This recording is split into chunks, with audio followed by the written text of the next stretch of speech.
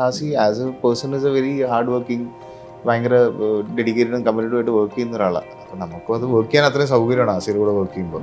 എനിക്കാണെങ്കിലും ആസിക്കാണെങ്കിലും നമ്മളെപ്പോഴും അതിൻ്റെ ഒരു സെക്കൻഡ് പാർട്ട് എന്നുള്ള രീതിയിൽ ആലോചിച്ചിട്ട് കാര്യങ്ങളൊക്കെ റെഡിയാണ്. പക്ഷേ എഗെയിൻ ഞാൻ പറഞ്ഞല്ലോ, ഈ ഒരു ജോണർ നമ്മൾ എടുക്കുമ്പോൾ അതിനോട് കംപ്ലീറ്റ്ലി നീതി പുലർത്തിയിട്ട് നമുക്ക് ചെയ്യാൻ പറ്റുള്ളൂ.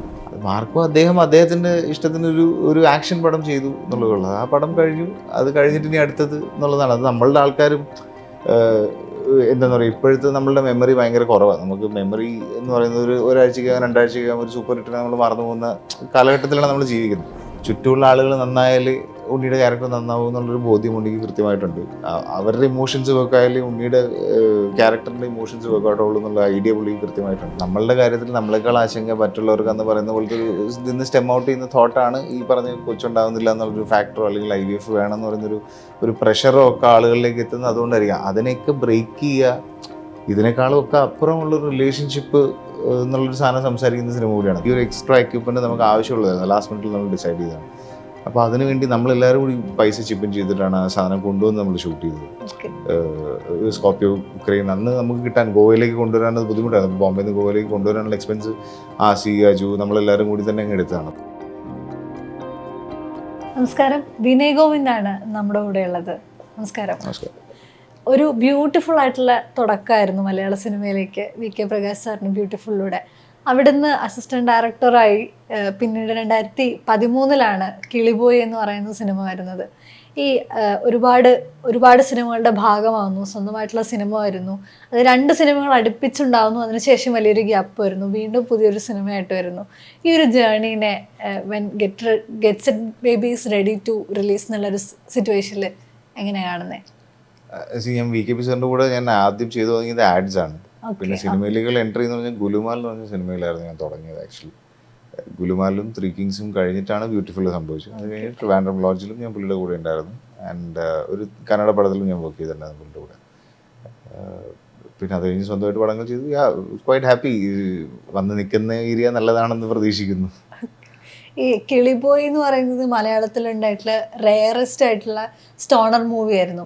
അതൊന്നു മലയാള സിനിമയിൽ അതിനുശേഷം 1 or 2 മറയം വന്ന് വിളക്കൂതി വന്നിട്ടുണ്ടായിരുന്നു, പിന്നെ ഡബിൾ ബാരൽ വന്നിട്ടുണ്ടായിരുന്നു, പിന്നെ 1 or 2 സിനിമകൾ വന്നതല്ല, അത് ഇപ്പോഴും അൺഎക്സ്പ്ലോർഡ് ആയിട്ടുള്ള ഒരു ഫീൽഡായിട്ട് നിൽക്കുന്നുണ്ട്. അവിടേക്ക് കിളിബോയ് തന്നിട്ടുള്ള ഒരു അനുഭവം, ആ ഒരു സ്പേസിനെ എങ്ങനെയാണ് കാണുന്നത്? കിളിബോയ് നമ്മളുടെ കുറേ ആൾക്കാരുടെ ധൈര്യമായിരുന്നു. ഈ പറഞ്ഞ പോലെ ധൈര്യം എന്ന് പറയാൻ പറ്റില്ല, അറിവില്ലായ്മ എന്ന് കൂടി വേണമെങ്കിൽ പറയാൻ പറ്റും. പക്ഷേ ഈ പറഞ്ഞ പോലെ നമുക്ക് ചെയ്യാനുള്ള ജോണറിനോട് കംപ്ലീറ്റ്ലി നീതി പുലർത്തി ചെയ്യുക എന്നുള്ളൊരൊറ്റ തോട്ട് പ്രോസസ്സ് ഈ കിളിബോയുടെ ബാക്കിലുണ്ടായിരുന്നുള്ളൂ. അത് ഈ പറഞ്ഞ പോലെ എത്രത്തോളം അത് ബാക്കിയുള്ള കാര്യങ്ങളെ പറ്റി നമ്മൾ ബോധേഡായിരുന്നില്ല. ഈ പറഞ്ഞ പോലെ സെൻസർ വന്നപ്പോഴും നമ്മളായിരുന്നു ഭയങ്കര ഹാപ്പി. സെൻസർ സർട്ടിഫിക്കറ്റ് ആയിരുന്നു എന്ന് പറഞ്ഞപ്പോൾ അതിനെയും ആഘോഷിച്ച ആൾക്കാരാണ് ഞങ്ങൾ. ബിക്കോസ് അത് നമ്മളൊരിക്കലും അതിനെ ഈ പറഞ്ഞ പോലെ ഒരു കഞ്ചാവ് പടം അല്ലെങ്കിൽ കഞ്ചാവ് പ്രൊമോട്ട് ചെയ്യാൻ എടുക്കുന്ന പടം എന്നുള്ള രീതിയിൽ അപ്രോച്ച് ചെയ്തിട്ടില്ല. ഇറ്റ് വാസ് ആ കാലഘട്ടത്തിൽ ആ പ്രായത്തിൽ നമ്മളൊക്കെ പ്യേഴ്സിൻ്റെയൊക്കെ പല ആൾക്കാരുടെയും അനുഭവങ്ങളിലൂടെ കടന്നുപോയൊരു സിനിമയാണ്, അല്ലെങ്കിൽ ആൾക്കാർ അങ്ങനെ എൻജോയ് ചെയ്തൊരു സിനിമയാണത്. അപ്പോൾ വളരെ നല്ല അനുഭവമായിരുന്നു ആക്ച്വലി. കാരണം അതിനങ്ങനെ ഒരു സ്വീകാര്യത കിട്ടുമെന്ന് നമ്മൾ ഒരിക്കലും പ്രതീക്ഷിച്ചില്ല. കാരണം ആരും അധികം പരീക്ഷിക്കാത്ത ജോണറാണ്, ഭയങ്കര നീഷായിട്ടുള്ള ജോണറാണ്. നമ്മളെ കൂടെ ആസിഫ് കട്ടയ്ക്ക് നിന്നായിരുന്നു. ആസിഫും അജുവും രണ്ടുപേരും അവർ പൂർണ്ണ സമ്മതത്തോടുകൂടി അടിപൊളിയായിട്ട് നമ്മൾ ഷൂട്ട് ചെയ്ത് എൻജോയ് ചെയ്ത് ഗോവയിൽ ഷൂട്ട് ചെയ്ത എക്സ്പീരിയൻസ് അടിപൊളിയായിരുന്നു. ഗോവയിലും നമ്മൾ ബാംഗ്ലൂരും ചെന്നൈയിലും എല്ലാം ഷൂട്ട് ചെയ്തിട്ടുണ്ടായിരുന്നു. അപ്പം നമുക്ക് ഭയങ്കര ഈസി ആയിട്ട് നാവിഗേറ്റ് ചെയ്യാൻ പറ്റുന്ന സ്പേസിൽ കുറച്ച് സുഹൃത്തുക്കൾ ചേർന്ന് ചെയ്തൊരു അടിപൊളി പടം എന്നുള്ളതാണ് നമ്മളുടെ കിളിബോയിനെ വെച്ചിട്ടുള്ള മെമ്മറി. അതിപ്പോൾ എനിക്കായാലും ആസിക്കായാലും അതിൻ്റെ കൂടെ റൈറ്റേഴ്സായിട്ട് വിവേക്കും ജോസഫ്, അവർക്ക് എല്ലാവർക്കും അത് അങ്ങനത്തെ ഒരു അനുഭവം. ഞങ്ങളൊരു കോളേജ് ട്രിപ്പ് പോലെ ആഘോഷിച്ച് ചെയ്ത സിനിമയാണ്. ആസിഫലി ഇതേപോലെ ഇഷ്ടപ്പെട്ട സിനിമകളുടെ കൂട്ടത്തിൽ എപ്പോഴും എടുത്തു പറയുന്ന ഒരു ചിത്രമാണ് കിളിബോയ് എന്ന് പറയുന്നത്. അദ്ദേഹം എപ്പോഴും അത് മെൻഷൻ ചെയ്യുന്നുണ്ട്. അത്രയും ക്ലോസ് ടു ഹാർട്ട് ആയിരുന്നു അതിന്റെ വർക്കിംഗ് പ്രോസസ് എല്ലാം തോന്നുന്നു. നമ്മൾ ഈ പറഞ്ഞ പോലെ കിളിബോയ് നമ്മളുടെ സ്വന്തം സിനിമ എന്നുള്ള പോലെ. അപ്പോൾ അതിൽ നമുക്കൊരു എക്വിപ്മെൻറ്റ് വേണം എന്നുണ്ടായിരുന്നു. അപ്പോൾ അന്ന് ബിഗിനിങ് സ്റ്റേജ് ആയതുകൊണ്ട് നമുക്ക് തന്നെ ഈ സാധനങ്ങളൊക്കെ പ്രൊഡ്യൂസറെ കൺവിൻസ് ചെയ്ത് സാധനം എത്തിക്കുക. പ്രൊഡ്യൂസർ നമുക്ക് എല്ലാം തന്നായിരുന്നു. പക്ഷേ ഈ ഒരു എക്സ്ട്രാ എക്യുപ്മെൻറ്റ് നമുക്ക് ആവശ്യമുള്ളതായിരുന്നു. ലാസ്റ്റ് മിനിറ്റിൽ നമ്മൾ ഡിസൈഡ് ചെയ്തതാണ്. അപ്പോൾ അതിനുവേണ്ടി നമ്മളെല്ലാവരും കൂടി പൈസ ചിപ്പൻ ചെയ്തിട്ടാണ് ആ സാധനം കൊണ്ടുവന്ന് നമ്മൾ ഷൂട്ട് ചെയ്തത്. സ്കോർപ്പിയോ ക്രെയിൻ അന്ന് നമുക്ക് കിട്ടാൻ ഗോവയിലേക്ക് കൊണ്ടുവരാനത് ബുദ്ധിമുട്ടായിരുന്നു. അപ്പോൾ ബോംബെയിൽ നിന്ന് ഗോവയിലേക്ക് കൊണ്ടുവരാനുള്ള എക്സ്പെൻസ് ആസി, അജു നമ്മളെല്ലാവരും കൂടി തന്നെ അങ്ങ് എടുത്തതാണ്. അപ്പോൾ നമ്മൾക്ക് ആ സിനിമ അത്രയും ക്ലോസ് ടു ഹാർട്ടാണ്. നമ്മൾ അത്രയും ഇൻവോൾവ് ആയി ഹാപ്പിയായി ചെയ്ത പടമാണ്. അപ്പം അതുകൊണ്ട് തന്നെ അത് ഇന്നും ഇപ്പം എനിക്ക് ആൾക്കാർ അതിനെപ്പറ്റി നല്ലത് പറയുമ്പോൾ അല്ലെങ്കിൽ അത് എൻജോയ് ചെയ്തിരുന്ന ഒരു സമയത്ത് പറയുമ്പോൾ സന്തോഷമാണ്. എനിക്കാണെങ്കിലും ആസിക്കാണെങ്കിലും നമ്മളെപ്പോഴും അതിൻ്റെ ഒരു സെക്കൻഡ് പാർട്ട് എന്നുള്ള രീതിയിൽ ആലോചിച്ചിട്ട് കാര്യങ്ങളൊക്കെ റെഡിയാണ്. പക്ഷേ എഗെയിൻ ഞാൻ പറഞ്ഞല്ലോ, ഈ ഒരു ജോണർ നമ്മൾ എടുക്കുമ്പോൾ അതിനോട് കംപ്ലീറ്റ്ലി നീതി പുലർത്തിയിട്ടേ നമുക്ക് ചെയ്യാൻ പറ്റുള്ളൂ. അപ്പോൾ നമ്മളിപ്പോഴത്തെ സിറ്റുവേഷനും ഇപ്പോഴത്തെ സെൻസോർഷിപ്പും എല്ലാം കൃത്യമായി മനസ്സിലാക്കിയിട്ട് അത് ചെയ്യുക എന്നുള്ളതാണ് അതിൻ്റെ, അതിന് വേണ്ടിയിട്ടാണ് നമ്മൾ വെയിറ്റ് ചെയ്യുന്നത്. ആസിഫ് അലിയുടെ ഒരു കരിയർ ആണെങ്കിലും ഈ പറഞ്ഞ പോലെ ആദ്യ ഭാഗത്ത് നിന്ന് ഇപ്പോൾ രണ്ടാമത്തെ ഭാഗം വരികയാണെങ്കിൽ ആ സമയത്തേക്കും കംപ്ലീറ്റ്ലി ഷിഫ്റ്റ് ആവുന്നുണ്ട്. അദ്ദേഹം പലതരത്തിലുള്ള യോണറുകൾ പരീക്ഷിക്കുന്നുണ്ട്, പലയിടത്തും ഒരു മാർക്ക് ഉണ്ടാക്കുന്നുണ്ട്. ഇപ്പം ഇന്നും ആദ്യകാലത്തിൽ കുറച്ചുകൂടെ ലേസി യൂത്ത് എന്നുള്ളൊരു ഇമ്പാക്റ്റ് ഉണ്ടാക്കിയിട്ടുണ്ടെങ്കിൽ ഇപ്പോൾ കുറച്ചുകൂടെ മെച്യൂർ ആയിട്ടുള്ള ഒരു ക്യാരക്ടർ കൂടെയാണ്. കിളിബോയ് 2 വരുമ്പോൾ അതൊരു ബാരിയർ ആവുമോ?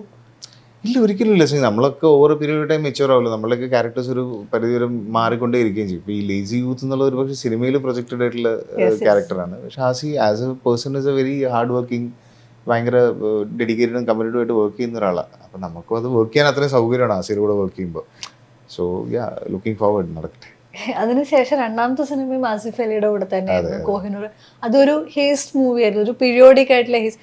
ഇതും അധികം എക്സ്പ്ലോർഡ് അല്ലാത്തൊരു യോണർ തന്നെയാണ്. ഈ യോണേഴ്സ് സ്പെസിഫിക് ആയിട്ട് പരീക്ഷിക്കണം എന്നുള്ള ഇന്റൻഷൻ ഉണ്ടാവില്ല? പരീക്ഷയ്ക്കല്ല, നമുക്ക് എപ്പോഴും പുതിയ ജോണർ ചെയ്യുമ്പോഴാണ് നമുക്ക് എന്തെങ്കിലും പഠിക്കാൻ പറ്റും പുതിയതായിട്ട്. അപ്പോൾ അതിൻ്റെ ഭാഗമായിട്ട് പിന്നെ നമുക്ക് ഇഷ്ടപ്പെടുന്ന കഥകളും അങ്ങനെ ആയിരിക്കുമല്ലോ, ചിലപ്പോൾ അതിൻ്റെയും ആയിരിക്കാം. അതിൻ്റെ ഭാഗമായിട്ട് ഞാനങ്ങനെ ഇനിയിപ്പോൾ അടുത്ത പടം ഇങ്ങനെ ചെയ്യാമെന്ന് പ്ലാൻ ചെയ്ത് ചെയ്യുന്നതല്ല. നമുക്ക് കേൾക്കുമ്പോൾ ഒരു കോഴ്സ് ഓഫ് ടൈമിൽ ഇഷ്ടപ്പെടുന്ന കഥകൾ ചൂസ് ചെയ്യുന്നു എന്നുള്ളതേ ഉള്ളൂ.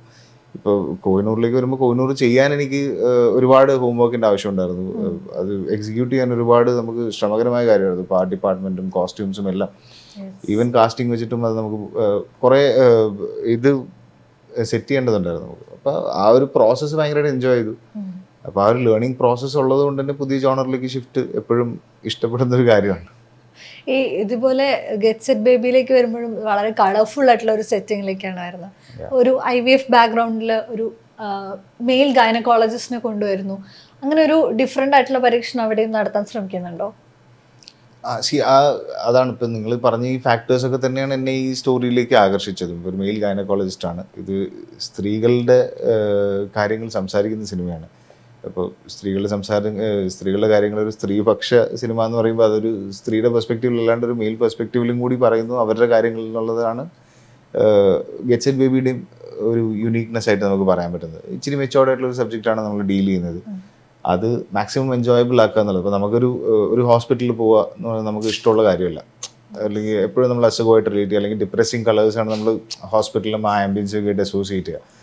അപ്പോൾ ആ ഒരു അങ്ങനത്തെ ഒരു സ്റ്റോറി പറയുമ്പോൾ അതിനെ എങ്ങനെ ആളുകളിലേക്ക് സ്വീറ്റായിട്ട് പറഞ്ഞ് ഒരു ബ്രീസി എൻ്റർടൈനറായിട്ട് നമുക്ക് പറഞ്ഞെത്തിക്കാമെന്നുള്ളതിൻ്റെ ഒരു ബാലൻസ് സ്ട്രൈക്ക് ചെയ്യുന്നതാണ് ഈ കളേഴ്സ് ആണെങ്കിലും ഈ പറഞ്ഞതും അതിൻ്റെയൊക്കെ ഭാഗമായിട്ട് സംഭവിച്ചു പോകുന്നതാണ്. ഓക്കെ, ഈ പറഞ്ഞ പോലെ മാർക്കോയ്ക്ക് ശേഷമാണ് ഉണ്ണിമുകുന്ദൻ്റെ അടുത്ത ചിത്രം ഗെറ്റ് സെറ്റ് ബേബി എത്തുന്നത്.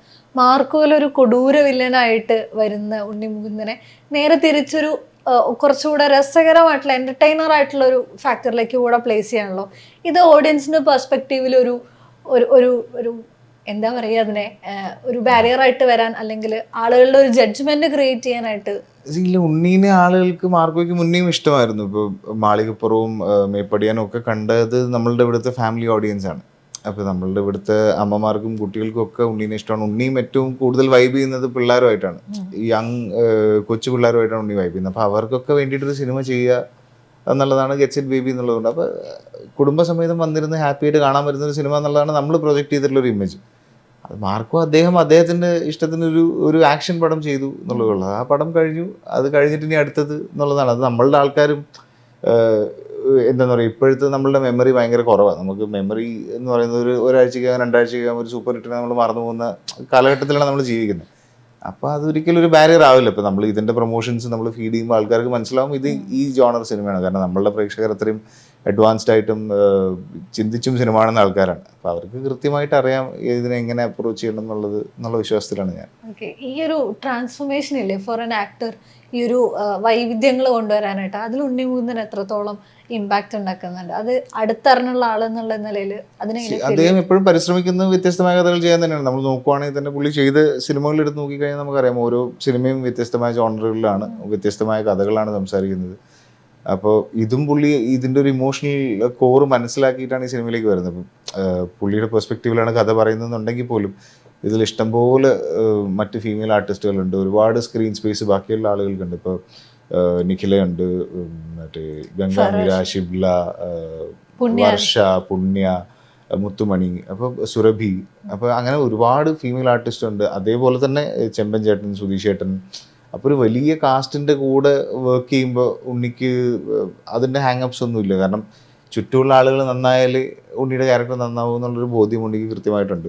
അവരുടെ ഇമോഷൻസ് വർക്ക് ആയാലും ഉണ്ണിയുടെ ക്യാരക്ടറിൻ്റെ ഇമോഷൻസ് വർക്കൗട്ട് ആവുള്ളൂ എന്നുള്ള ഐഡിയ പുള്ളിക്ക് കൃത്യമായിട്ടുണ്ട്. അപ്പോൾ പൂർണ്ണ സഹകരണത്തോടുകൂടി തന്നെയായിരുന്നു ഷൂട്ടിങ്ങും കാര്യങ്ങളൊക്കെ അടിപൊളിയായിട്ട് തന്നെ നമ്മൾ തീർത്തായിരുന്നു.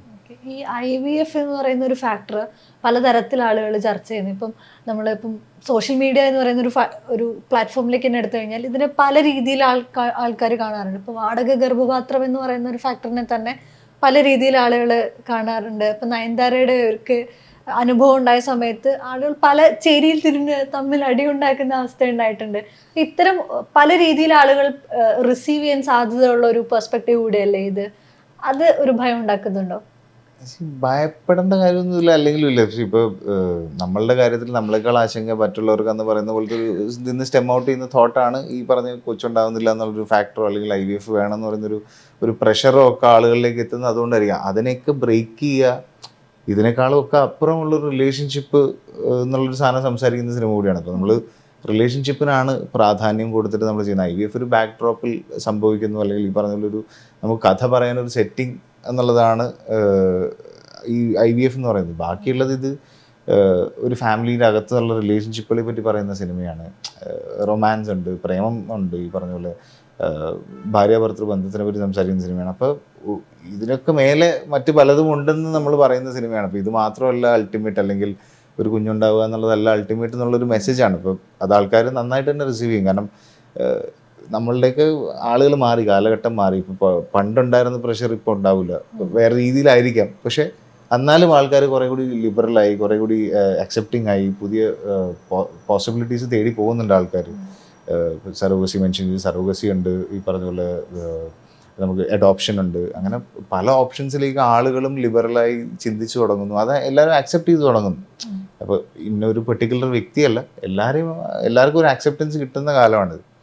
അപ്പോൾ അതുകൊണ്ട് തന്നെ അങ്ങനൊരു ടെൻഷൻ്റെ ആവശ്യമില്ല സത്യം പറഞ്ഞാൽ. കുറച്ചുകൂടെ വിശാലമായിട്ടുള്ള ഓഡിയൻസ് നമുക്ക് ഉണ്ടാവുന്നു. എക്സാക്ട്ലി, നമ്മളങ്ങനെ സങ്കുചിതമായിട്ട് കാണുന്നില്ല. നമ്മളെല്ലാ സിനിമകളെയും അക്സെപ്റ്റ് ചെയ്യുന്ന ആൾക്കാരാണ്. പിന്നെ ചേരി തിരിഞ്ഞൊരു ഡിസ്കഷൻ, അത് സോഷ്യൽ മീഡിയയിൽ ഒരു ക്യാമ്പയിൻ പോലെ നമുക്ക് സംഭവിച്ചാൽ നമുക്ക് സംഭവിക്കാം എന്നുള്ളതാണ്. അത് എല്ലാ കാലത്തും എല്ലാ സിനിമകൾക്കും പല സിനിമകൾക്കും സംഭവിച്ചിട്ടുള്ളതാണ്. നമുക്കങ്ങനെ നമ്മളങ്ങനത്തെ ഒരു കോൺട്രവേഴ്ഷ്യൽ ഏരിയയിലേക്ക് പോകുന്നില്ല. നമ്മൾ വളരെ സ്വീറ്റായിട്ടൊരു കുടുംബത്തിനെ പറ്റിയിട്ടുള്ളൊരു കഥ പറയുന്ന സിനിമ. അപ്പോൾ അതുകൊണ്ട് തന്നെ അതൊരു വിഷയമല്ല. ഇനിയിപ്പോൾ അതിൽ നിന്ന് എന്തെങ്കിലും കോൺട്രവേഴ്സി സ്റ്റെമൗട്ട് ചെയ്താൽ അത് അപ്പോൾ നമുക്ക് അപ്പോൾ നോക്കാം. ഓക്കെ, ഇതിലിപ്പോൾ ഒരുപാട് സ്ത്രീകളുടെ കഥകളാണ് പറഞ്ഞു പോകുന്നത്. ഫ്രം എ മെയിൽ പെർസ്പെക്റ്റീവ് അത് പലപ്പോഴും വിമർശിക്കപ്പെടാറുണ്ടല്ലോ. സ്ത്രീകളുടെ കാര്യങ്ങൾ എങ്ങനെയാണ് ഒരു മെയിലിൽ ഇത്രയും ഇങ്ങനെ പറയാൻ പറ്റുന്നത്? ഇപ്പം അതിൽ ട്രെയിലറിൽ വന്നൊരു ഡയലോഗിൽ തന്നെ പെണ്ണുങ്ങളുടെ കാര്യമാണെങ്കിൽ, പെൺകുട്ടികളുടെ കാര്യമാണെങ്കിൽ ഇവന് കുറച്ചുകൂടെ സംസാരിക്കാൻ പറ്റും, അവൻ മനസ്സിലാക്കാൻ പറ്റും എന്ന് പറയുന്നുണ്ട്. അത് പലപ്പോഴും ആളുകൾ വിമർശിക്കാറുണ്ട്. അത് എന്തുകൊണ്ട് അയാൾക്കത് പറ്റുന്നു, സ്ത്രീ അല്ലേ അത് പറയേണ്ടതെന്ന് പറയാറുണ്ട്. അത്തരം തോട്ട് വന്നിട്ടുണ്ടോ? ഇല്ലെന്ന്. സ്ത്രീകൾക്ക് വേണ്ടി സംസാരിക്കേണ്ടത് നമ്മളും കൂടി സ്ത്രീകൾക്ക് വേണ്ടി സംസാരിക്കുന്നിടത്തല്ലേ അത് പൂർണ്ണമാവുക. സ്ത്രീകളുടെ കാര്യങ്ങൾ സ്ത്രീകൾ എന്തായാലും സംസാരിക്കുന്നുണ്ട്. അവർക്ക് നമ്മളൊരു അഡീഷണൽ സപ്പോർട്ട് കൊടുക്കുന്നത് കൊണ്ട് നമുക്കൊരു ബുദ്ധിമുട്ടില്ല. നമ്മൾ എക്സ്ട്രാ സപ്പോർട്ടാണ് നമ്മൾ ഓഫർ ചെയ്യുന്നതുമല്ല, അത് എക്സ്ട്രാ സപ്പോർട്ട് നമ്മളുടെ മനസ്സിലുള്ളത് സിനിമയിലേക്കും കഥയിലേക്കും വരുന്നു എന്നുള്ളതുള്ളൂ. അല്ലാണ്ട് സ്ത്രീയും പറയട്ടെ, എല്ലാവരും പറയട്ടെ, സ്ത്രീയുടെ കൂടെ തന്നെ ഞങ്ങളും പറയുന്നു, അത്രേ ഉള്ളൂ. അല്ലെങ്കിൽ ഞങ്ങൾ പറയുന്നതാണ് ആധികാരികമായ അവസാന വാക്കുന്നൊന്നുമല്ല നമ്മൾ പറയുന്നത്. സ്ത്രീകളുടെ കാര്യങ്ങൾ നമ്മളുടെ പെർസ്പെക്റ്റീവിൽ എത്ര ക്ലാരിറ്റിയോടുകൂടി പറയാൻ പറ്റും. ഇപ്പം നമ്മൾ പറയുന്നതിനും അപ്പുറം പറയാനുണ്ടാകുമായിരിക്കാം. പക്ഷേ ഈ സിനിമയിലൂടെ നമ്മൾ കുറച്ച് കാര്യങ്ങൾ പറയാൻ ശ്രമിക്കുന്നു, അത്രേ ഉള്ളൂ. അത് അവർക്ക് സപ്പോർട്ടീവായിട്ട് തന്നെയാണ് അവർ പറയുന്ന പോലെ തന്നെ നമ്മളും പറയുന്നത്, അത്രേ ഉള്ളൂ. ഇതിൽ ഒരുപാട് കേസ് സ്റ്റഡീസ് നടത്തുക, അങ്ങനത്തെ അനുഭവങ്ങൾ തേടി കണ്ടുപിടിക്കുക, അങ്ങനത്തെ പ്രോസസ്സ് ഉണ്ടായിട്ടുണ്ടോ ഇതിൻ്റെ റൈറ്റിങ്ങിൻ്റെ സമയത്താണെങ്കിലും? നമ്മൾക്ക് ഇതിൽ അത്യാവശ്യം മെഡിക്കൽ റിലേറ്റഡ് ആയതുകൊണ്ട് തന്നെ അത്യാവശ്യം മെഡിക്കൽ പ്രൊസീജിയേഴ്സ് ഇൻവോൾവ്ഡ് ആണ്. അപ്പോൾ അത് എന്താണെന്ന് മനസ്സിലാക്കാനുള്ള ഒരു ശ്രമം നടത്തിയിട്ടുണ്ട്. ഇപ്പോൾ ഈ IVF എന്ന് പറയുന്ന പ്രോസസ്സ് തന്നെ എന്താണെന്ന് മനസ്സിലാക്കാനും അതിൻ്റെ ഒരു ഒരു സ്ത്രീ കടന്നു പോകുന്നത് അല്ലെങ്കിൽ ഒരു കുടുംബം കടന്നു പോകുന്നത് എന്തിലൂടെ ആയിരിക്കാം, ഫൈനാൻഷ്യലി ആണെങ്കിലും ഫിസിക്കലി ആണെങ്കിലും മെൻ്റലി ആണെങ്കിലും ഇമോഷണലി എല്ലാം അതിൻ്റെ ഒരു ബേസിക് സ്റ്റഡി നമ്മൾ നടത്തിയിട്ടുണ്ട്. നമ്മൾ സിനിമയ്ക്ക് ആവശ്യമായിട്ടുള്ളത് എന്തോ അതിനപ്പുറത്തേക്ക് ആധികാരികമായിട്ട് സംസാരിക്കാൻ മാത്രമുള്ള ജ്ഞാനമായിട്ടില്ല സത്യം പറഞ്ഞാൽ. ബട്ട് സിനിമയ്ക്ക് ആവശ്യമായിട്ടുള്ള കാര്യങ്ങൾ, പിന്നെ ഈ പറഞ്ഞ പോലെ മെയിൽ ഗൈനക്കോളജിസ്റ്റ് എന്ന് പറഞ്ഞൊരു ക്യാരക്ടർ പ്ലേ ചെയ്യുമ്പോൾ നമ്മുടെ കേരളത്തിൽ തന്നെ ഒരുപാട് മെയിൽ ഗൈനക്കോളജിസ്റ്റുകളുണ്ട്. അതിൽ തന്നെ ഒരുപാട് പേര് IVF സ്പെഷ്യലിസ്റ്റുകളായിട്ട് സക്സസ്ഫുൾ ആയിട്ടുള്ള ആൾക്കാരാണ്. അപ്പോൾ അതൊക്കെ നമുക്കൊരു പുതിയ അറിവായിരുന്നു. നമ്മൾ ഓൾവേസ് അസോസിയേറ്റിംഗ് ഗൈനക്കോളജി വിത്ത് വിമൻ എന്നുള്ളത് കൊണ്ട് ആ ഒരു ഫീൽഡിലേക്ക് എത്തി നമ്മൾ അതിനെപ്പറ്റി പഠിക്കുമ്പോൾ ഇതൊക്കെ മനസ്സിലാക്കാൻ സാധിച്ചു എന്നുള്ളത് മാത്രമേ ഉള്ളൂ. ഇപ്പം നമ്മൾ നേരത്തെ സോഷ്യൽ മീഡിയയുടെ ഒരു പ്രസൻസ് പറഞ്ഞപ്പം മുന്നേ കിളിബോയും കോഹിനൂരും ആണെങ്കിൽ 2 സിനിമകളും തിയേറ്ററിൽ ഉണ്ടാക്കിയിട്ടുള്ള ഇമ്പാക്റ്റിനേക്കാൾ കൂടുതൽ സോഷ്യൽ മീഡിയയിൽ ഒരു കാലത്ത് ഉണ്ടാക്കിയിട്ടുണ്ട്. ഒരു കൾട്ട് സ്റ്റാറ്റസ് കിളിബോയും ഒക്കെ നേടിയത് സോഷ്യൽ മീഡിയയിൽ കൂടെ ചർച്ചയായതിനു ശേഷമായിരിക്കും. ആ ഒരു ഇപ്പം തിയേറ്ററിൽ ഉണ്ടാക്കിയേക്കാളും കൂടുതൽ ഇമ്പാക്റ്റ് സോഷ്യൽ മീഡിയയിൽ ഉണ്ടാക്കുമ്പോൾ അല്ലെങ്കിൽ ഈ കൾട്ട് സ്റ്റാറ്റസിലേക്ക് വരുമ്പം അത് തരുന്ന ഫീൽ എന്താണ്? നമ്മളെപ്പോഴും ഓർമ്മിക്കപ്പെടുന്നു എന്ന് പറയുന്നത് നല്ലതാണ്. പക്ഷേ ഈ പറഞ്ഞ പോലെ തിയേറ്ററിലും കൂടി സക്സസ് ആയാലേ അൾട്ടിമേറ്റ്ലി പ്രൊഡ്യൂസറിനും ഈ പറഞ്ഞ പോലെ ആക്ടേഴ്സിനും ഡയറക്ടേഴ്സിനും ഒക്കെ ഫ്യൂൽ ആവുള്ളൂ അടുത്ത സിനിമ. അപ്പോൾ അന്നുണ്ടായിരുന്ന ഒരു ഓഡിയൻസിനെക്കാട്ടിലും കുറേ കൂടി ഓപ്പൺ ആണ് ഇന്നത്തെ ഓഡിയൻസ് നമുക്ക്. അപ്പോൾ ഇപ്പം കൂടുതൽ ശുഭാപ്തി വിശ്വാസത്തിലാണ് ഒരു വൈഡർ ഓഡിയൻസിലേക്ക് എത്തുന്ന സിനിമയായിരിക്കും എന്ന് പ്രതീക്ഷിക്കുന്നു. ബട്ട് കൾട്ട് സ്റ്റേറ്റസ് കിളിപോയിക്കേണ്ട അത് സന്തോഷം. ഈ പറഞ്ഞ പോലെ ഈ ഒരു യോണർ എക്സ്പ്ലോർ ചെയ്യാനുള്ള സാധ്യതകൾ കൂടെ അല്ലേ പുതിയൊരു കാലഘട്ടത്തിലേക്ക് ഒരു സ്റ്റോണർ മൂവി വരുമ്പോൾ അല്ലെങ്കിൽ ഒരു പീരിയോഡിക് ഹീസ്റ്റ് മൂവി വരുന്ന സമയത്ത് അത് എത്രത്തോളം സ്വീകരിക്കപ്പെടുമെന്ന് കരുതുന്നു? ഉറപ്പായിട്ടും ഇപ്പോഴും പല പീരിയോഡിക് പടങ്ങളും വരുന്നുണ്ട്. ഈ ജോണറുകളിലൊക്കെ പെട്ട പടങ്ങൾ ഇപ്പോഴും വരുന്നുണ്ട്. സ്റ്റോണർ ഫിലിംസ് ഓഫ് കോഴ്സ് അത് ഈ പറഞ്ഞ അത്യാവശ്യം റെസ്ട്രിക്ഷൻസ് ഉള്ളത് കൊണ്ട് തന്നെ ചിലപ്പോൾ ആൾക്കാർ പരീക്ഷിക്കാൻ മടിക്കുന്നതായിരിക്കാം. അതിപ്പോഴും ഉണ്ട്, സ്വീകരിക്കപ്പെടുന്നുണ്ട് സിനിമകൾ. പീരിയോഡിക് സിനിമകളുടെ ഹിന്ദിയിൽ നോക്കുകയാണെന്നുണ്ടെങ്കിൽ ഇഷ്ടംപോലെ പീരിയോഡിക് സിനിമ വരുന്നുണ്ട്. തെലുങ്കിൽ വരുന്നുണ്ട്, മലയാളത്തിലും അത്യാവശ്യം നമ്മൾ പീരിയോഡിക് സിനിമകൾ ഇപ്പോൾ എക്സ്പെക്റ്റഡ് ആയിട്ട് കത്തനാർ പോലുള്ള സിനിമകളൊക്കെ വരുന്നുണ്ട്. അപ്പോൾ ഹോപ്പ്ഫുള്ളി എല്ലാം അക്സെപ്റ്റ് ചെയ്യുന്ന ആളുകളെന്ന് വിചാരിക്കുന്നു. ഓക്കെ. ഈ താരം എന്ന് പറയുന്ന സിനിമ ഇതിനിടയിൽ അനൗൺസ് ചെയ്യപ്പെട്ടിരുന്നു, നിവിൻ പോളി വെച്ചിട്ടുള്ള പുതിയ ചിത്രം. അത് കുറച്ചു കാലമായിട്ട് നടന്നിട്ടില്ല. തോന്നുന്നു അതിൻ്റെ പരിപാടികൾ കണ്ടിന്യൂ ചെയ്യാനുള്ള പ്ലാനിലാണ്. ഇപ്പം നിവിൻ പോളി എന്ന് പറയുന്ന താരത്തിനും മുൻപുണ്ടായിരുന്ന ഒരു അക്സെപ്റ്റൻസ് മാറി അദ്ദേഹത്തിൻ്റെ ഓഡിയൻസിനെ ഒരു പരിധിവരെ നിവിൻ പോളിക്ക് ഓഡിയൻസ് നഷ്ടപ്പെട്ടിട്ടില്ലെങ്കിൽ പോലും അദ്ദേഹത്തിൻ്റെ സിനിമകൾക്ക് വരുന്ന മാറ്റമുണ്ട്. അവിടെ നിന്ന് ഇപ്പോൾ വീണ്ടും പഴയ ഒരു ഗെറ്റപ്പിലേക്ക് തന്നെ മാറുന്നു. അദ്ദേഹം ഹീസ് കമ്മിങ് ബാക്ക് എന്നുള്ളൊരു ഇമ്പാക്റ്റ് ആളുകളിലേക്ക് കൊടുക്കുന്നു. ആ ഒരു കംബാക്ക് അല്ലെങ്കിൽ ഈ ഒരു മാറ്റം, അതിൻ്റെ ഒപ്പം തന്നെ താരം അതിന് എത്രത്തോളം സ്യൂട്ടബിളായി മാറും എന്നുള്ളത്. നിവിൻ എവിടെയും പോയിട്ടൊന്നുമില്ല. നിവിൻ ഇവിടെയൊക്കെ തന്നെ ഉണ്ട്. അതിപ്പോൾ എല്ലാ ആക്ടേഴ്സിനും ഒരു ഫേസ് ഉണ്ട്. ഭയങ്കരമായി ഹിറ്റുകൾ കൊടുത്തുകൊണ്ടിരിക്കുന്ന ഒരു സ്ട്രീക്കുള്ള ഒരു ആക്ടർ ഉണ്ടാവും. അത് കഴിഞ്ഞ് ചിലപ്പോൾ അദ്ദേഹത്തിന് 1-2 സിനിമകൾ വർക്കാവില്ല. അതിപ്പോൾ നിവിന് മാത്രമല്ല, എല്ലാവർക്കും സംഭവിക്കുന്ന സാധനമാണ്. അതേപോലത്തെ ഒരു പ്രോസസ്സിൽ കൂടെ നിവിനും കൂടി കടന്നു പോയി എന്ന് മാത്രം. പിന്നെ താരത്തിന് പെർട്ടിക്കുലർലി അദ്ദേഹത്തിൻ്റെ ഫിസിക്കൽ അപ്പിയറൻസ് നമുക്ക് ഭയങ്കര ഇമ്പോർട്ടൻ്റ് ആയിരുന്നു. കാരണം അത് അങ്ങനെ ലിമിറ്റഡ് ആയിട്ട് നമുക്ക് ലിമിറ്റേഷൻസോടുകൂടി ചെയ്യാൻ പറ്റുന്ന ഒരു ക്യാരക്ടർ അല്ല എന്നുള്ളത് നിവിൻ ആദ്യം തന്നെ മനസ്സിലായി. നിവിൻ പല ഇൻ്റർവ്യൂസിലും പറഞ്ഞിട്ടുള്ളതാണ്, ഞാൻ താരത്തിന് വേണ്ടിയിട്ടാണ് ഒരു ഫിസിക്കൽ ട്രാൻസ്ഫോർമേഷന് വേണ്ടി വെയിറ്റ് ചെയ്യുവാണെന്നുള്ളത്. അപ്പോൾ ആ വെയിറ്റിലാണ് നമ്മൾ. അദ്ദേഹം തിരിച്ചു വന്നു കഴിഞ്ഞാൽ ഞാൻ പറഞ്ഞില്ലേ, നിവിൻ പോളിക്ക് അങ്ങനെ ഈ കോമഡി അങ്ങനത്തെ നമ്മൾ താരത്തിൻ്റെ ഒരു പരിപാടി ചെയ്യാൻ നിവിൻ ഭയങ്കര സൂട്ടബിളാണ്. അപ്പോൾ അത് അദ്ദേഹത്തിന് നമുക്ക് എല്ലാവർക്കും കൃത്യമായിട്ട് അറിയാം. അദ്ദേഹം എങ്ങനെ വന്നാൽ എത്ര ഫ്ലെക്സിബിളായിട്ട് വന്നാൽ എത്രത്തോളം നന്നാവും എന്നുള്ളത് അറിയാവുന്നതുകൊണ്ട് തന്നെ നമ്മൾ അതിനുവേണ്ടി കാത്തിരിക്കുന്നു. അത് നല്ല രീതിയിൽ തന്നെ വരട്ടെ എന്ന് പ്രതീക്ഷിക്കുന്നു. 2015 കോഹിനൂർ വരുന്നത്. അതിനുശേഷം 10 വർഷത്തെ ഒരു ഗ്യാപ്പ് വരെയാണ്. എന്തുകൊണ്ടാണ് ആ ഒരു അത്രയും കാലഘട്ടം? 2015 നമ്മൾ ആക്ച്വലി താരത്തിൻ്റെ റൈറ്റിംഗ് സ്റ്റാർട്ട് ചെയ്യുന്നത്. പിന്നെ അത് ഓവർ പീരീഡ് ഓഫ് ടൈം വലുതായി വരുമായിരുന്നു. കാരണം അത് നമ്മളുടെ ഇൻഡസ്ട്രിയുടെ ഒരു ഡൈനാമിക്സ് വെച്ചിട്ട് ഇച്ചിരി വലിയ ബഡ്ജറ്റുള്ള ഒരു പടമാണ്. കുറച്ച് ട്രാവലും കാര്യങ്ങളൊക്കെ ഉള്ളൊരു പടമായിരുന്നു. അപ്പോൾ അതിനെ അക്കോമഡേറ്റ് ചെയ്യണമെന്നുണ്ടെങ്കിൽ നമുക്ക് കുറച്ച് കൂടുതൽ പ്ലാനിങ്ങിൻ്റെ ആവശ്യമുണ്ട്. പിന്നെ ഓരോ സ്ഥലത്ത് ഇപ്പോൾ നമുക്ക് മണാലിയിൽ ഒരു വലിയ എക്സ്റ്റെൻസീവ് ഷെഡ്യൂൾ ഉണ്ടായിരുന്നു. അപ്പോൾ അത് അവിടുത്തെ ക്ലൈമറ്റിനനുസരിച്ച് നമുക്ക് പോകാൻ പറ്റുള്ളൂ. കാരണം നമുക്ക് അവിടെ പോയിട്ട് ബുദ്ധിമുട്ടാൻ പറ്റില്ല. നമ്മൾ എത്തിപ്പെടാനൊക്കെ ബുദ്ധിമുട്ടുള്ള സ്ഥലം തന്നെ. നമ്മളെപ്പോലെ ഇൻഡസ്ട്രിക്ക് അവിടെ ഒരു വലിയ ഷെഡ്യൂൾ ചെയ്യാന്ന് പറഞ്ഞു കഴിഞ്ഞാൽ അത് അന്നത്തെ കാലത്ത് കുറേ കൂടി ബുദ്ധിമുട്ടായിരുന്നു. ഇന്ന് ആ ഒരു ബഡ്ജറ്റ് സ്ലൈറ്റ്ലി മോർ ഓപ്പൺ. നമുക്ക് കുറച്ചുകൂടി അവന്യൂസ് ഉണ്ട് ബഡ്ജറ്റ് വരാനായിട്ട്. അപ്പോൾ അന്നത്തെ കാലത്ത് നമുക്കത് പ്ലാനിങ്ങിന് ഒരുപാട് സമയം എടുത്തു എന്നുള്ളതായിരുന്നു ഒന്നാമത്തെ കാര്യം. പിന്നെ അതെല്ലാം സെറ്റായി റെഡിയായി വന്നപ്പോഴാണ് കൊറോണ വന്നത്. അപ്പോൾ നമ്മൾ 2019-2020 ഇതിനെ ഒന്ന് സ്റ്റാർട്ട് ചെയ്യാൻ ഒരു പ്ലാൻ ഉണ്ടായിരുന്നപ്പോഴാണ് കൊറോണ എഫക്റ്റഡ് ആയി. പിന്നെ അത് കഴിഞ്ഞാൽ 2 വർഷം ബ്രേക്കായിരുന്നു. അതിനുശേഷം നമ്മൾ തുടങ്ങിയിട്ട് again the whole process has to repeat. നമുക്ക് പല ഇൻഡസ്ട്രിയിൽ നിന്നുള്ള ആൾക്കാർ വരണമായിരുന്നു. ടെക്നീഷ്യൻസ് ആണെന്നുണ്ടെങ്കിലും ആക്ടേഴ്സ് ആണെന്നുണ്ടെങ്കിലും എല്ലാം പല ഇൻഡസ്ട്രിയിൽ നിന്നുള്ള അത്യാവശ്യം തിരക്കുള്ള വലിയ ആർട്ടിസ്റ്റുകൾ തന്നെയായിരുന്നു. അപ്പോൾ അതിനൊക്കെ ഈ പറഞ്ഞില്ലേ, ഇതൊരു ജിക്സോ പസിൽ പോലെ ഇതെല്ലാം വന്ന് വീഴണം, അതൊരു പെർട്ടിക്കുലർ ടൈമിങ്ങിൽ വന്ന് വീഴണം, അപ്പോഴേ നടക്കുള്ളൂ. ആൻഡ് ഒരു പ്രൊഡക്ഷനും അതിൻ്റെ കൂടെ നിൽക്കുക എന്നുള്ളത്, വിഷണറി പ്രൊഡക്ഷൻ്റെ കൂടെ നിൽക്കണം. അപ്പം ഇവനും ലിസ്റ്റിനും കൂടിയായിരുന്നു നമ്മൾക്ക് പോസ്റ്റ് കൊറോണ നമ്മളിത് മൗണ്ട് ചെയ്തപ്പോൾ നമ്മൾ കൂടെ ഉണ്ടായിരുന്നത്. അപ്പോൾ ഇതെല്ലാം കൂടി വന്ന് വീഴുന്നൊരു പോയിന്റിലാണ് ഇത് നടക്കുക.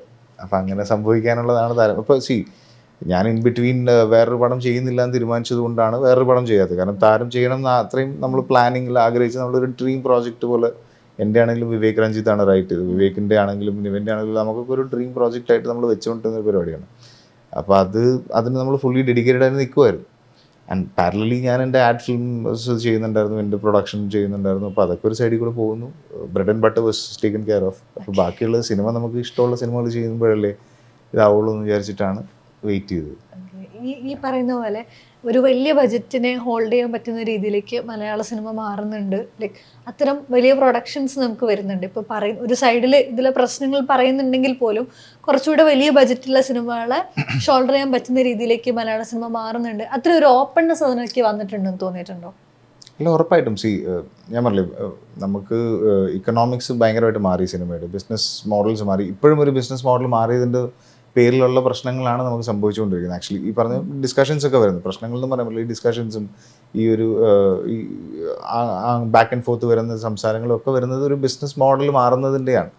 ഇത് പ്രോബ്ലി സാറ്റലൈറ്റ് ഒരു യുഗം വന്നപ്പോൾ ഉണ്ടായിരുന്നു, ചാനലുകളുടെ സംഭവം വന്നപ്പോൾ ഉണ്ടായിരുന്നു.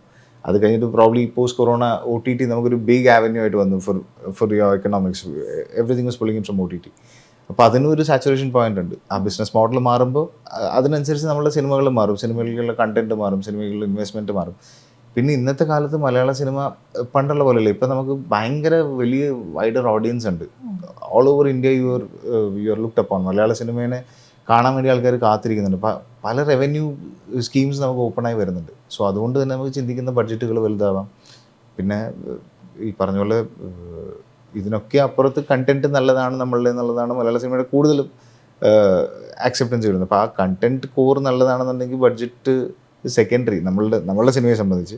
പക്ഷെ ചില കഥകൾ ആലോചിക്കുമ്പോൾ ബഡ്ജറ്റ് ആവശ്യം വരുന്നത്. ഇപ്പോൾ നമുക്ക് വളരെ ചുരുങ്ങിയ ബഡ്ജറ്റിലെടുത്ത സിനിമകൾ വരെ നമ്മളുടെ ഇന്ത്യയുടെ പുറത്തേക്കും ഒക്കെ വലുതായി പോയിട്ടുണ്ട്. അപ്പോൾ ബഡ്ജറ്റ് ഇസ് ഒരു വൺ ഓഫ് ദ ഫാക്ടേഴ്സ്. അത് ഈ ബിസിനസ് സ്കീംസും മോഡൽസൊക്കെ മാറുന്നതിനനുസരിച്ച് മാറിക്കൊണ്ടേയിരിക്കും. ഈ ഡയറക്ടറായിട്ട് മോൾഡ് ചെയ്യാനായിട്ട് പല രീതിയിൽ ആളുകൾ സംസാരിക്കാറുണ്ട്. ഒന്നെങ്കിൽ അക്കാദമിക്കലായിട്ടുള്ള പഠനം, അല്ലെങ്കിൽ സിനിമകൾ കണ്ടു മാത്രമുള്ള എക്സ്പീരിയൻസ്, അതേപോലെ തന്നെ ഈ നേരത്തെ സാർ പറഞ്ഞ പോലെ തന്നെ ആഡ് ഫിലിംസ് അല്ലെങ്കിൽ അസിസ്റ്റൻ്റ് ആയി നിന്നുകൊണ്ടുള്ള ഒരു ലേണിംഗ്. ഇതിൽ ഏറ്റവും കൂടുതൽ ഇമ്പാക്റ്റ് ഉള്ളതായിട്ട് തോന്നിയത്, അല്ലെങ്കിൽ പേഴ്സണലി അതിനെ മോൾഡ് ചെയ്യാനായിട്ട് ഏറ്റവും കൂടുതൽ പവർ തന്നിട്ടുള്ള ഒരു എലമെൻ്റ് എന്തായിരിക്കും? ഇതെല്ലാം പല വഴികളാണ് ഒരു സ്ഥലത്തേക്ക് എത്താനായിട്ടുള്ളത്. അത്രേ ഉള്ളൂ. അതിലങ്ങനെ ഇമ്പാക്റ്റ് ഒന്നുമില്ല. അത് ഓരോരുത്തരുടെയും പേഴ്സണൽ ജേർണീസ് ഉണ്ടാവും. നമുക്കിപ്പോൾ ഞാൻ എൻ്റേത് എന്ന് പറഞ്ഞു കഴിഞ്ഞാൽ ആഡ്സ് തുടങ്ങി അസിസ്റ്റ് ചെയ്ത് വന്ന് ഞാൻ സിനിമ തന്നെയാണ് പഠിച്ചത്. വിഷ്വൽ കമ്മ്യൂണിക്കേഷനാണ് ഞാൻ ഫിനിഷ് ചെയ്ത് ലോയിൽ നിന്ന്. അത് കഴിഞ്ഞിട്ടാണ് ഞാൻ ആഡ്സിലേക്കും സിനിമയിലേക്കും വന്നത്. അപ്പോൾ അതൊരു വഴിയാണ് അവിടെ എത്താനായിട്ട്. ബാക്കി സിനിമകൾ കണ്ടിട്ടാണ് നമ്മളെല്ലാം പഠിക്കുന്നത്. അൾട്ടിമേറ്റ്ലി ഇത് നമുക്ക് പുസ്തകത്തിൽ വായിച്ച് പഠിക്കാൻ ഓഫ് കോഴ്സ് അതിൻ്റെ ഒരുപാട് ടെക്നിക്കൽ സൈഡ്സ് ഉണ്ട്. അത് നമ്മൾ എല്ലാം പഠിക്കാനൊന്നും നമുക്ക് ഒരിക്കലും പറ്റില്ല. പഠിച്ചുകൊണ്ടേയിരിക്കണം. Because it keeps evolving. അപ്പോൾ അതിനനുസരിച്ച് ഇവോൾവ് ചെയ്യുന്നതിനനുസരിച്ച് നമ്മൾ അപ്ഡേറ്റ് ആയിക്കൊണ്ടിരിക്കുക എന്നുള്ളത്. അതിന് സിനിമ കാണുക, സിനിമയുമായിട്ട് സംബന്ധിച്ചിട്ടുള്ള കാര്യങ്ങൾ ഇപ്പോഴും പഠിച്ചുകൊണ്ടിരിക്കുക. അപ്പോൾ അതിനൊരു പെർട്ടിക്കുലർ വേ ഇമ്പാക്റ്റ് എന്നുള്ളതില്ല. നിങ്ങൾക്ക് ആവണമെന്നുണ്ടെങ്കിൽ നിങ്ങളാവും. അത് ആവാനുള്ളത് നിങ്ങൾ ഏത് വഴി വേണമെങ്കിൽ നിങ്ങൾ എടുക്കും. അത് ഈ ഓപ്ഷൻസ് ഒക്കെ ഉണ്ട്. ഇതിൽ കൂടുതൽ ഓപ്ഷൻസ് ഉണ്ട്. ഇപ്പോൾ നമുക്ക് കയ്യിലൊരു മൊബൈൽ ഫോൺ വെച്ചിട്ട് നമുക്ക് സിനിമ എടുക്കാം. അത് നമുക്ക് ആരിലേക്ക് വേണമെങ്കിൽ എത്തിക്കാം. യൂട്യൂബിൽ നമുക്ക് സ്ട്രീം ചെയ്യാം. എന്ത് വേണമെങ്കിൽ ചെയ്യാനുള്ള അത്രയും വലിയ ഒരു ഇത് നമുക്ക് ഉള്ളപ്പോൾ there is no restrictions actually. Cinema ചെയ്യണം എന്നൊരു സംവിധായകനാവണമെന്ന് തീരുമാനിച്ചു കഴിഞ്ഞാൽ സംവിധായകനാവാം, ഉറപ്പായിട്ടും ആവും. അതിന് പല വഴികളുണ്ടെന്ന്. അപ്പോൾ ഇത് ശ്രമകരമായിട്ടുള്ളൊരു പോയിൻ്റാണ്. ഇത് ആക്സെപ്റ്റൻസ് കിട്ടുക എന്ന് പറയുന്നത്, അല്ലെങ്കിൽ ഈ പറഞ്ഞ പോലെ ഒരു ഫുഡ് ഹോൾഡ് ഉണ്ടാക്കുക ഇൻഡസ്ട്രിയിൽ എന്ന് പറയുന്നത് ശ്രമകരമായിട്ടുള്ള കാര്യമാണ്. അത് സസ്റ്റെയിൻ ചെയ്യുക എന്ന് പറയുന്നത് അതിനേക്കാളും ബുദ്ധിമുട്ടുള്ള കാര്യമാണ്. അപ്പോൾ അത് ഫിസിക്കലി ഇമോഷണലി ഒക്കെ ഡിമാൻഡിങ് ആയിട്ടുള്ളൊരു ജോലിയാണ്. ഇത് എളുപ്പമുള്ളതല്ല എന്ന് മനസ്സിലാക്കി അതിനോട് അത്രയും പാഷനോട് സമീപിച്ചു കഴിഞ്ഞാൽ ഉറപ്പായിട്ടും ആർക്ക് വേണമെങ്കിൽ സംവിധായകനാവും. ഈ ഗെറ്റ്സ് ഇറ്റ് ബേബി 21-ന് തിയേറ്ററുകളിലേക്ക് എത്താണ്. അത് ഏത് തരത്തിലേക്കാണ് പ്രേക്ഷകരെ തിയേറ്ററിലേക്ക് അട്രാക്ട് ചെയ്യാന്നാണ് വിചാരിക്കുന്നത്? ഗെറ്റ്സ് ഇറ്റ് ബേബി എന്ന് പറയുന്നത് നിങ്ങൾ ഉണ്ണിമൂന്തനെയും നിഖില വിമലിനെയും ഒരു കോമ്പിനേഷൻ ഫ്രഷ്നെസ് ഇതുവരെ ആരും കണ്ടിട്ടില്ല. അതേപോലെ തന്നെ ഈ സിനിമയിലുള്ള മറ്റ് ആർട്ടിസ്റ്റുകളുമായിട്ടുള്ള കോമ്പിനേഷൻ ഇവർക്കൊന്നും ഇതിനു മുമ്പ് ഉണ്ടായിട്ടില്ല. ഫോർ എക്സാമ്പിൾ ചെമ്പൻ ചേട്ടനാണെങ്കിലും ജോണി ചേട്ടനാണെന്നുണ്ടെങ്കിലും ബാക്കി പറഞ്ഞ സുധീഷ് ചേട്ടൻ, നമ്മളുടെ കാസ്റ്റിൽ ആരും ഈ പറഞ്ഞ എല്ലാവർക്കും പുതിയതായിരുന്നു ഈ ഒരു കോമ്പിനേഷൻ എന്ന് പറയുന്നത്. ആ കോമ്പിനേഷൻ തന്നെയാണ് ഏറ്റവും വലിയ ഒരു പ്ലസ് പോയിന്റ് ആയിട്ട് നമ്മൾ കാണുന്നത്. പിന്നെ ഈ പറഞ്ഞ പോലെ ഒരു കുടുംബ ചിത്രം, അതും നമുക്ക് കുറച്ച് കാലമായിട്ട് ഇല്ലാത്തൊരു ജോണറാണ്. സത്യം പറഞ്ഞു കഴിഞ്ഞാൽ ഒരുപാട് വന്നിട്ടില്ല. നമ്മൾ ഈ പറഞ്ഞ പോലെ യൂത്ത് ഓറിയൻറ്റഡ് ആയിട്ടുള്ള സിനിമകളാണ് കൂടുതലും വന്നിട്ടുള്ളത്. അപ്പോൾ യൂത്തിന് മാത്രമല്ലാതെ യൂത്തിൻ്റെ കൂടെ തന്നെ ഫാമിലിക്കും കൂടി എൻജോയ് ചെയ്യാൻ പറ്റുന്ന രീതിയിലാണ് നമ്മൾ ഇതിനെ ഡിസൈൻ ചെയ്തിട്ടുള്ളത്. അപ്പോൾ ഇതെല്ലാം കൂടിയിട്ട് ഒരു ഹാപ്പി സ്പേസിലിരുന്ന് കണ്ടുപോകാൻ പറ്റുന്ന ഒരു ബ്രീസി എൻ്റർടൈനർ ആണ് ഞങ്ങൾ റെഡിയാക്കി വെച്ചിട്ടുള്ളത്. 21-ാം തീയതി തിയേറ്ററിലേക്ക് എല്ലാവരും കൂടി ആഘോഷപൂർവ്വം വന്ന് ഫാമിലി ആയിട്ട് വന്നാൽ അടിപൊളിയായിരിക്കും. Okay, so gets it baby is ready. എന്നാൽ അതിന് എല്ലാവിധ ആശംസകളും നേരുന്നു. Thank you. നല്ലൊരു എക്സ്പീരിയൻസ് ആയിട്ട് അതും മാറട്ടെ. Thank you so much. തിയേറ്ററുകളിൽ എല്ലാവരും വന്ന് കുടുംബസമേതം കണ്ട് വലിയ വിജയമാവട്ടെ എന്ന് ഞാനും പ്രാർത്ഥിക്കുന്നു. Thank you so much. Thank you so much.